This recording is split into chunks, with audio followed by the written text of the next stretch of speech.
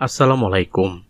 বীর মুক্তিযোদ্ধাদের সম্মান ও অধিকার সবার আগে বললেন ডিএসসিসি প্রশাসক।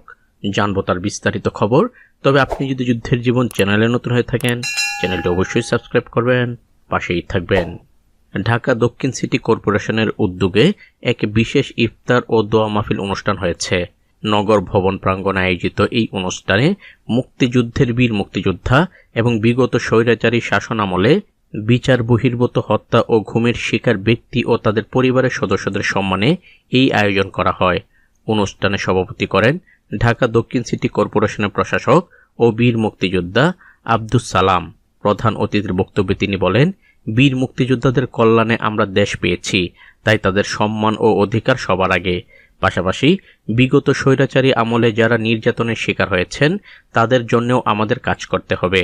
এছাড়াও তিনি আগামী স্বাধীনতা দিবসে ডিএসসিসির পক্ষ থেকে বীর মুক্তিযোদ্ধাদের সম্মানে বিশেষ অনুষ্ঠান আয়োজনের ঘোষণা দেন। অনুষ্ঠানে বিশেষ অতিথি হিসেবে উপস্থিত ছিলেন ঢাকা ৭ আসনের সংসদ সদস্য হামিদুর রহমান হামিদ।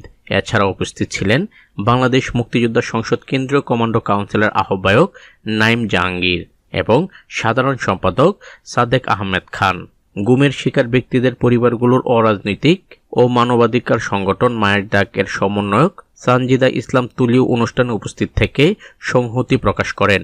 অনুষ্ঠানে বীর মুক্তিযোদ্ধা ও বিগত স্বৈরাচারী শাসনামলে বিচার বহির্ভূত হত্যা ও ঘুমের শিকার ব্যক্তি ও তাদের পরিবারের প্রায় ৬ শতাধিক সদস্য উপস্থিত ছিলেন।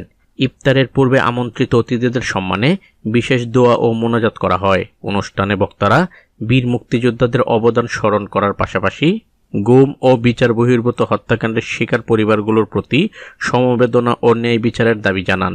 তো আজ এ পর্যন্তই, দেখা হবে অন্য এক নতুন ভিডিওতে। ততক্ষণ পর্যন্ত সবাই ভালো থাকবেন, সুস্থ থাকবেন। আল্লাহ হাফেজ।